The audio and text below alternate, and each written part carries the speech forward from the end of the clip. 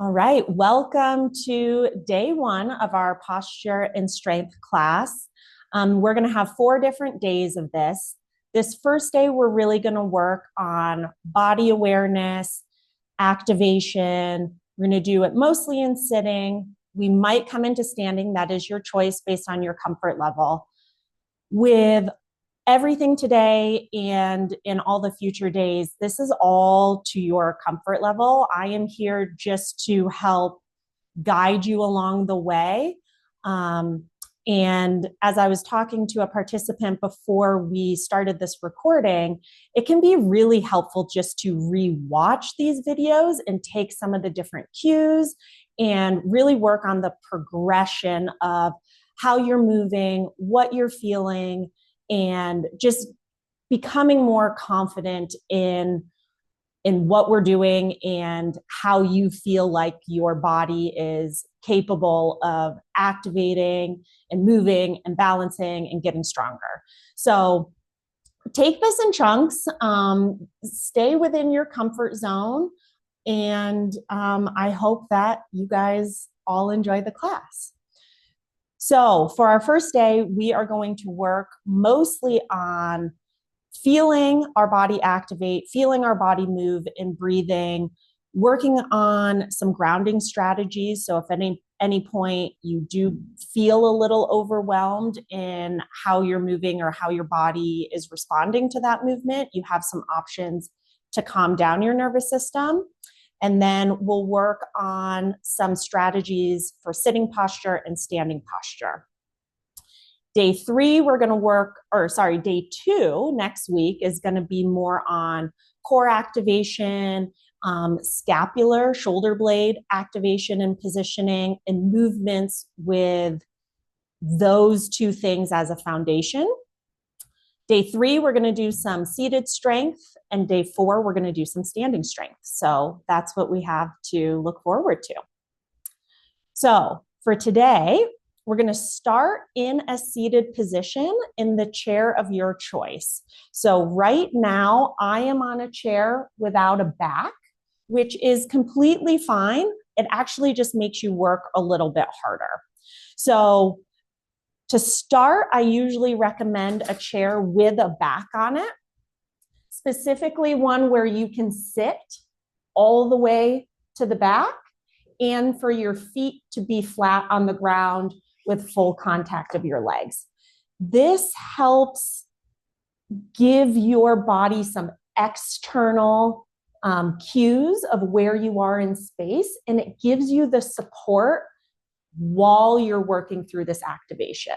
We'll eventually move away from the back of the seat, which makes you work a little bit harder and find your activation, but that's a progression. So we're going to start with seated, in a seated position, back against the chair, feet are flat. You can also put your hand on your stomach and on your chest. That helps give you a little bit of cueing of how you're moving. And so what we're going to start is feeling the sensation of taking a deep breath in through your nose.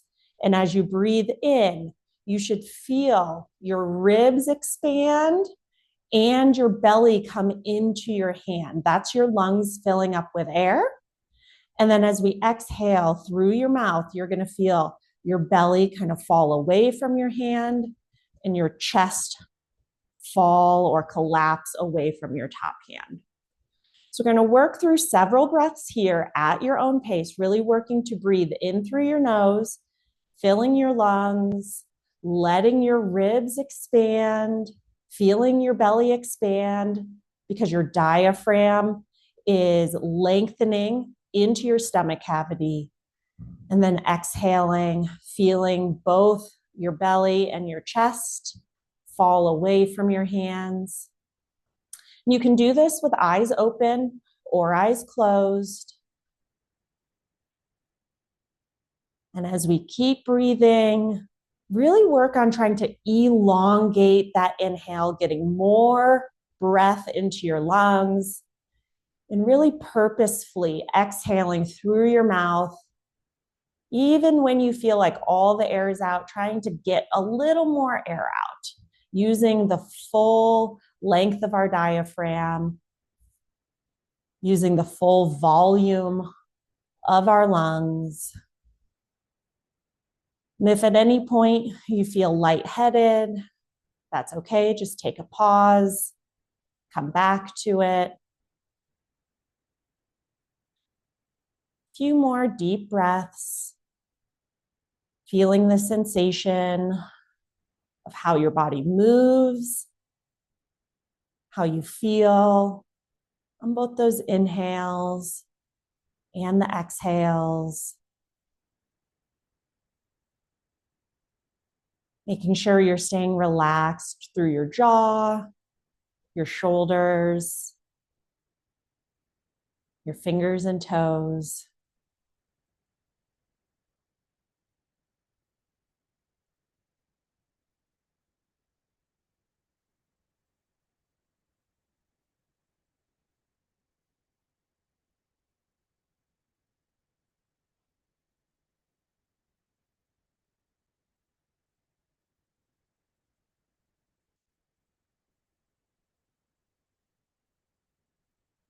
Okay, taking one last deep breath.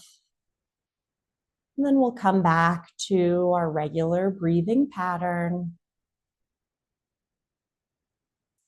So I mentioned something about grounding in my introduction, and grounding is a way to bring ourselves back into the moment, but also helps calm our nervous system down. So any sort of concussion, dizziness, feeling off balance, feeling disoriented, those sensations can really rile up our nervous system and put us in a fight or flight sense, which is our sympathetic nervous system getting a little hypersensitive.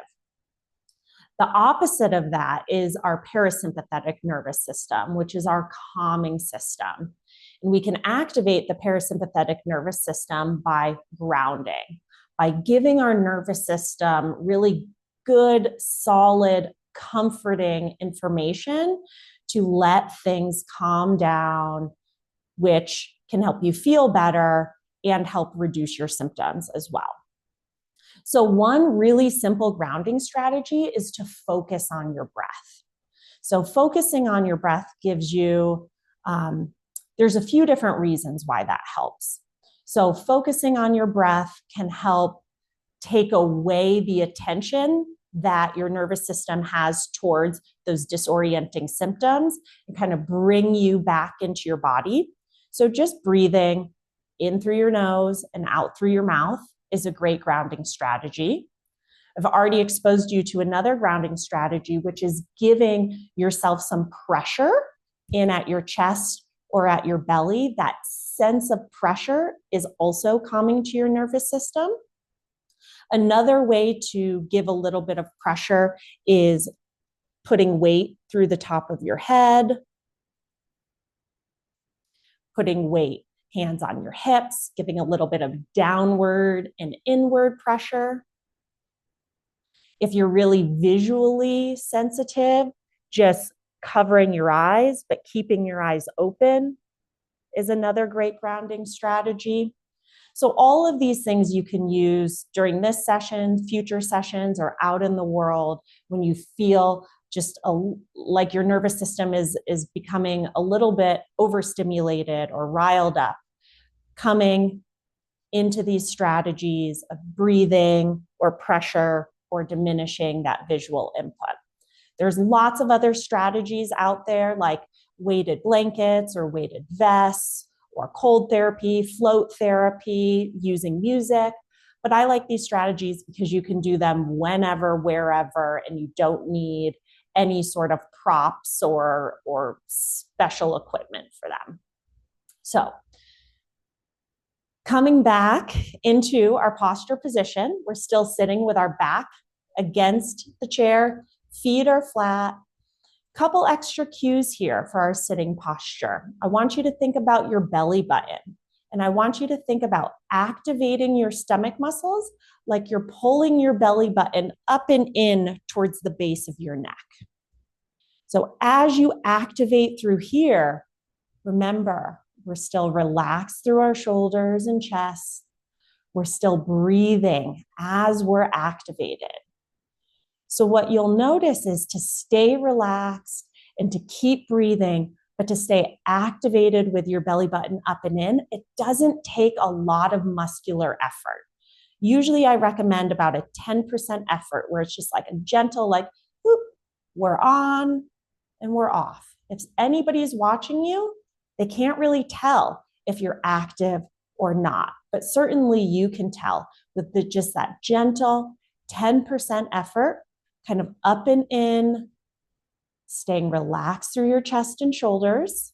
And then that next cue that helps that belly button activation is thinking about a string pulling through the top of your head, thinking about getting an inch taller. So this lengthening through your spine actually helps activate these muscles called your multifidi, which are excellent, excellent spinal stabilizers, which means they're excellent postural stabilizers as well. So in this position, again, our feet are flat, our back is against the chair, belly button, 10% effort, up and in, relax through your shoulders, and you're thinking about a string pulling through the top of your head. The other thing that string through the top of your head really helps with is this tendency of letting ourselves just be a little bit lazy with our shoulders and our chin. As soon as we think about getting taller, it really helps align where our head and neck are. And the reason why that's so important is because when we let our chin come forward like this, it puts a lot of extra stress through our neck. It shortens those suboccipital muscles, which can be a big player in different types of headaches. And then it also creates some extra stress between our shoulder blades for our upper thoracic spine. So in this position, again, just kind of letting ourselves sit here and be inactive in our posture versus activating through the stomach, relaxing through our shoulders, and then tall through our spine creates a very different alignment that is much happier for our muscles and our joints in our body than just letting ourselves hang. And to clarify, good posture is not always about being in this perfect position all the time. It's recognizing, oh, my neck is a little sore. Oh, my upper back is a little sore. And having that immediate awareness to be like, oh, yeah, I just need to be a little bit more active. I need to sit myself back a little bit. Maybe I need to take a few deep breaths to kind of reset that system, reactivate and find those muscles, right? So I think that's something I get asked a lot about is the concept of being in perfect posture all the time, right? So nothing's perfect. Our bodies don't move perfectly. We just need to have that awareness of how we can help ourselves. Okay, so we have a question based on that. Okay, so go ahead and ask your question. Yeah, Jessica, I just wanted to ask, you said that for the belly button, just like a slight activation, right? But when I do that, I'm breathing like my chest is coming out. Am I breathing when I'm doing that slowly all the way up, pulling that string? Or just Yes, great question. So if you're activating through your belly button and you feel that your chest is coming up and you can't lower it, you're activating a little bit too hard, too much, right? So the concept is correct where you're activating up and in, but it should just come from the muscles of your stomach and not come from this movement of your chest or your rib cage. And so when you activate, you should be able to keep that belly button, that gentle 10% effort up and in, and be able to breathe at the same time, which at first can be really, really hard to coordinate. And that's just something that's going to take a little bit of time to work on, is being able to do both at the same time. Now, I already alluded to this, that if you're over activating or activating too hard, that actually gives kind of like a cinching sensation to your abdominal cavity, and that makes it a lot harder for your diaphragm to move up and down. So that's why if you're activating a lot, it's going to make breathing really, really, really hard. And kind of to take that one step further, we're calling this an activation, not a maximum effort strengthening thing, right? It really is just a matter of being on versus off. It's not really like as tight as you can, right? It's just this really gentle, oh, there are my muscles. They're on. I'm breathing. I'm tall, have the string, and I'm relaxed. Great question. Great clarification on that one. Thank you. Okay, so now we're going to take those strategies and come into standing. So you can use your chair next to you if you need to, either standing behind it, standing to the side, doesn't matter, whatever makes you feel more comfortable. So in a simple way, from the waist up, we are talking about the same exact cues, right? That gentle belly button up and in. We're still breathing with our chest and shoulders relaxed. Our string is pulling through the top of our head. All of that foundationally is exactly the same as sitting. But now we have our lower half of our body to work with as well. So I'm going to start at your feet.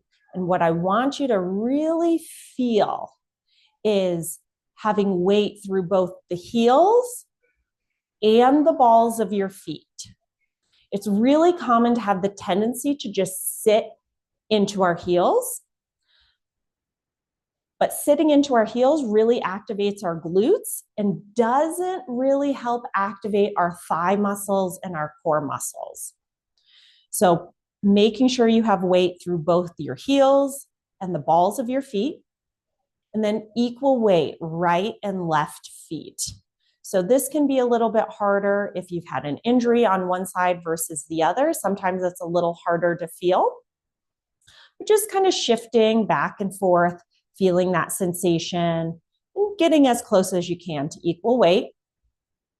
And then our next big cue is at our knees. So hyperextension is when your knees are totally locked out. And we're just going to have just the slightest bend where you unlock your knees. So you're not sitting in a squat of any sort. It's just kind of similar to the activation. You're either locked or you're just gently unlocked. And as you unlock your knees, it forces your thigh muscles to turn on, which is exactly what we want. Because turning on our thigh muscles automatically helps activate your core muscles, right? And so that core, our belly button's up and in, we're relaxed, string pulling through the top of our head. So if I was going to pick the one best, simplest cue in standing, it would be at your knees. To unlock your knees, because we gain so much from it and it's such an easy cue. So I always think of this when you're standing and brushing your teeth, or you're standing waiting for a pot of water to boil for your tea or for dinner, or you're standing in line at the grocery store. You're kind of distracted, you're not really thinking about it, and you might realize, oh, I am just locked out and I'm hanging through my muscles and joints. Unlocking your knees automatically activates a lot of muscles, and it takes some stress out of your lower spine as well. Okay, so as we come back to our standing posture, right? Weight through our feet, knees unlocked, gently belly button up and in, relax through our shoulders, string through the top of our head. Now we're going to play with this weight shift a little bit. So I want you to, and grab onto your chair if you need to, is shift your weight through your heels and get a sense of how that makes you feel. Does it make you feel like you could fall backwards? Does it give a sense of disorientation? Do you just not like it? And then the next stage is, as you put weight through your heels, how do your muscles differ in activation? So usually when we put weight through our heels, we're going to feel a little bit more glutes and hamstrings and calves work. Okay, so you might feel those turn on a little bit more. And then as you shift your weight through your toes, okay, so your heels are still on the ground, but your weight's through the front of your foot. Then again, you should feel a little bit more quads and core work. So I want you to gently shift front to back, getting a feeling of how your muscles are turning on and off, being aware of what that potentially does to any symptoms, or maybe gives you any feelings of disorientation or just feeling a little bit uncomfortable. Yes, I'm going to bring this down so you can see my feet a little bit more. Okay, so from here to the naked eye, it's kind of hard to see how much I'm moving because I'm really not moving very much at all. But I feel a very, very big difference in what's working and what's not. So similar to your core being on and off, this is a subtle thing that if you're doing this, nobody might even recognize that you're doing this or moving.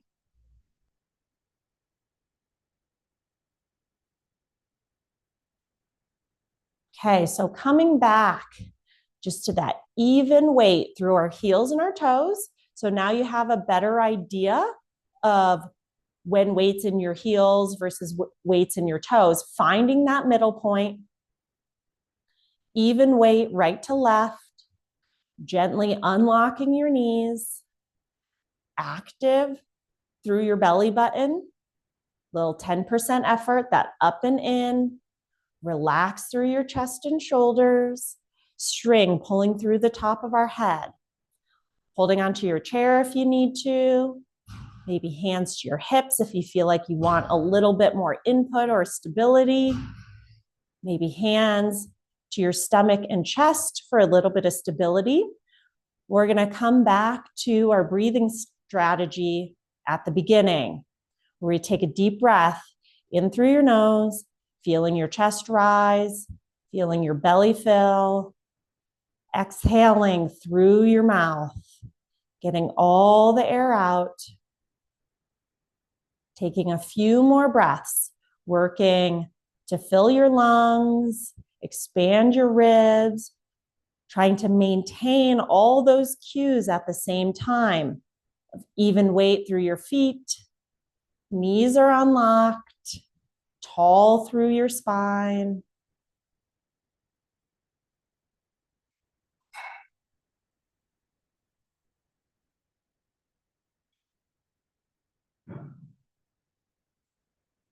Good, another deep breath here.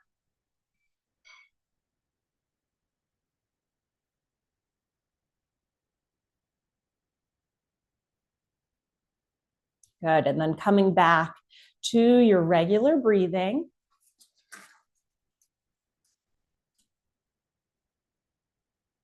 Okay, so that is what we're working on today in day one.